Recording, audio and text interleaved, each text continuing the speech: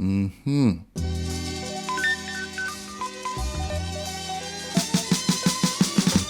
we're doing a recipe I've been meaning to do for the channel for quite some time. Back in 2019, I went to the Meatopia event in Ireland. And let me tell you, that event had all kind of barbecue, this and grill, that and all kind of thing. Strangely enough, the best thing that I ate on that trip, well, not on the trip, but in that event, was a roasted duck in curry sauce. This is my fourth time coming back for this duck grill special. Now the chef didn't give out all the secrets. He listed some of the ingredients that he used. A sauce made from lots of different spices: sesame, peanut, tamarind, duck stock, coconut milk, etc., etc., with pickled cucumber and borage flour. So I'm going to try and recreate it. Well, I've done it in the past. I just haven't done it for the channel. And I have, some basic ingredients here. Tomato, I have some thyme, some chive, usual suspects, your onion, your garlic, your ginger, and that kind of thing. I have my curry powder, and if you can't get your hands on my curry powder, you can use regular curry powder, quote unquote regular, you know what I mean? Store-bought, but I'm using my curry powder. And the only specialty item that I'm using here really is tamarind, fresh tamarind. You can get fresh tamarind in the market. You don't get it all the time, but sometimes if you're lucky, you find it. If you know somebody with a tree, better yet. But if you can't get tamarind fresh, then you could always use like tamarind chutney that you could buy in the supermarket. It'll work just as well. And the tamarind does add a real nice kind of tangy flavor to the curry sauce that I think does make the curry sauce, or at least put the curry sauce over the top. So yeah, we're gonna jump into this. It's gonna be real nice. And this curry sauce is a real versatile thing. You can use it on all kind of thing. You can use it on veggies, different types of meat and that kind of thing. We're gonna make the sauce and I'm gonna apply it to some different things. I have some beef here, some chicken, some fish. It's gonna be nice, trust me. So let me jump into it. So the first thing I'm gonna do is prepare the tamarind to make the tamarind sauce, I guess, that will go into the curry sauce. And you don't need all this tamarind for this recipe, but I will be making more of this in the future, so I might as well go ahead and boil out all my tamarind to make my little tamarind reduction or my tamarind sauce. So basically all I'm doing is removing it from the shell, and then I'm gonna put it into some boiling water and let it reduce for about 10 to 15 minutes. And if you can't get fresh tamarind, because I know it might be a scene for some people to get, you could use a green mango instead. And the green mango will add a similar flavor profile to the fresh tamarind, which is a kind of sour note or kind of sour flavor profile. That is what we're going for with the tamarind. So if you can't get fresh tamarind, go with a green mango. It'll work just as well. So I have about 1 cup of tamarind here, and what we're gonna do is just add it to 2 cups of water.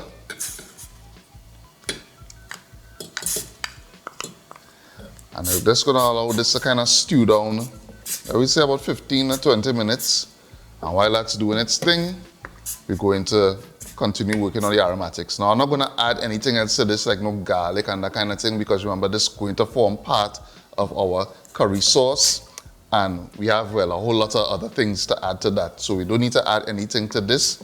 Just let it stew down, because all we want is the raw tamarind flavor to go into our curry sauce. So now we're just gonna prep our aromatics.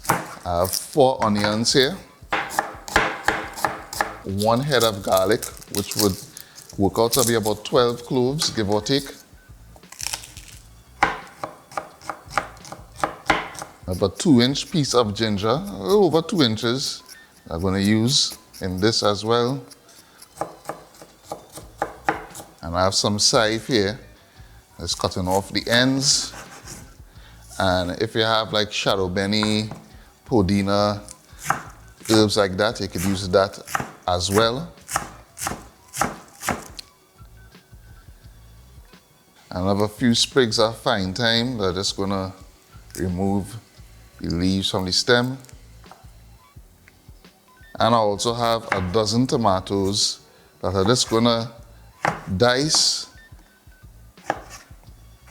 And don't have to worry about this too much, because this is going to stew down in the sauce.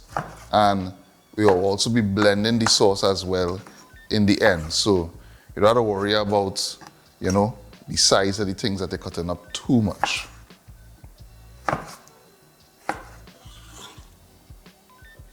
So we have our tamarind or tamarind stew down here going good. We also have our other ingredients ready to go, our mise en place. So now it's time to put this curry sauce together. Going in with a little bit of vegetable oil in our pan. And we're going to start off by sauteing our onions. And I want this to sweat for about 3 to 4 minutes until it becomes translucent. So what we're trying to do is break down the natural sugars in the onions, and that'll provide a hint of sweetness in the curry sauce without the need of adding sugar. All right, so our onions are softened, so I'm gonna add the garlic, add in the ginger, a few carapule or curry leaves, a pinch of salt, add in about a tablespoon of chili flakes for some heat. Give that a toss. Now I add in 3 tablespoons of my curry powder. Of course, feel free to use whatever brand of curry powder you prefer. And I'm gonna let this cook down for about 2 to 3 minutes. Okay, so now we add in our tomatoes.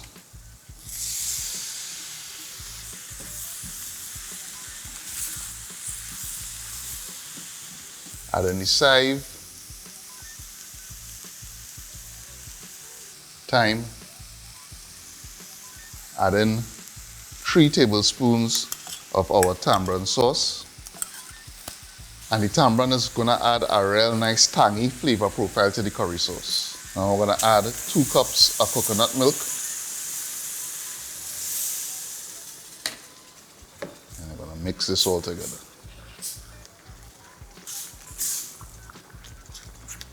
So you're gonna let this cook down for about 15 to 20 minutes, and then we'll move on to the next step.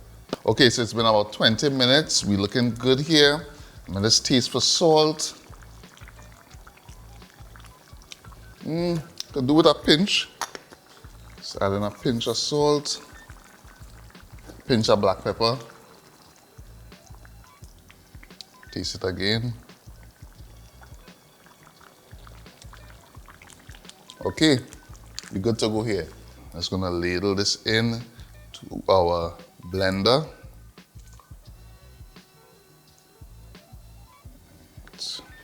Now we're just gonna cover. I'm gonna pulse this and blend it until it's a smooth consistency.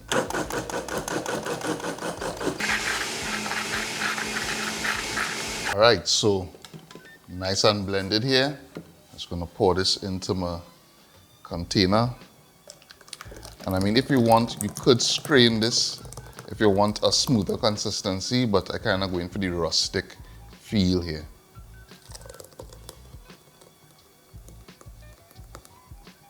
So now that we have our curry sauce finished, I guess the biggest question is going to be, what can I do with this? So I'm going to show you right now. So first up, I have some seasoned chicken breast here that I'm just going to cut into chunks. Now I'm going to add my chicken to the pan. And we're going to cook this for about 15 minutes.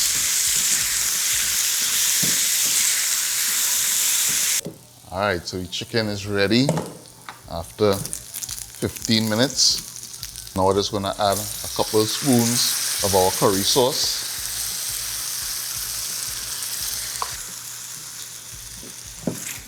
And as easy as that, we have a kind of coconut curry chicken korma vibes going on here. Real easy. Another way that you could use this curry sauce is with some fish. So I have some salmon here. It's gonna make little cuts into the skin here. I'm gonna season it with a little lemon pepper. Let's give it a rub on both sides. Applying a little bit of vegetable oil to it.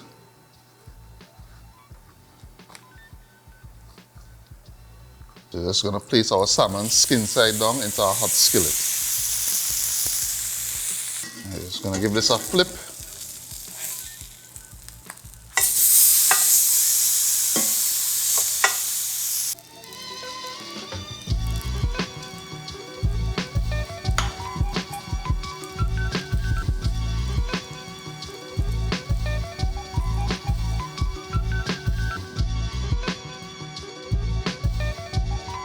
So I have some beef here, just gonna season it on both sides. A little salt, a little black pepper, a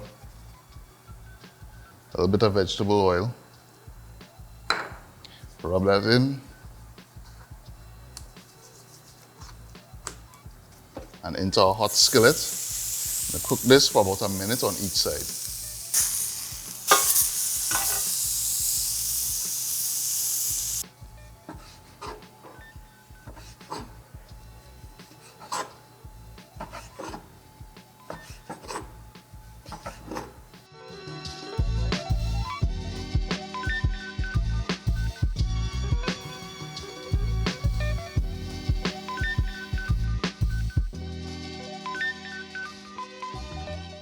All right, so let's go in for a taste on the salmon here.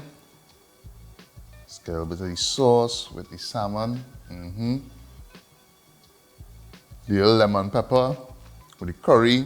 Have a kind of nice citrusy thing happening there with the curry. That going down real good, a perfect pairing. And yeah, you take something as simple as salmon, add this curry sauce to it, and just take it to our next level, you know, take it into a whole different realm. From, you know, your basic pan-seared salmon into pan-seared salmon with curry sauce, you can't go wrong. So yeah, I hope you try this recipe. This curry sauce is a real versatile thing. And don't worry, you can make a whole batch of this as I have done and stick it in the fridge to use anytime. So if you're doing a quick veggie something like a quick little curry okra or curry mushrooms, this will be perfect in it as well. And yeah, I mean, don't stick to what it is I do here. You could experiment and do your own things with this curry sauce. So if you do try it and you do some experimentation, post your photos online and tag us in it. We'd love to see what you do. Of course, I will post a link to the full recipe in the video description, so look out for that. And as always, thanks for watching, and I'll see you in the next one.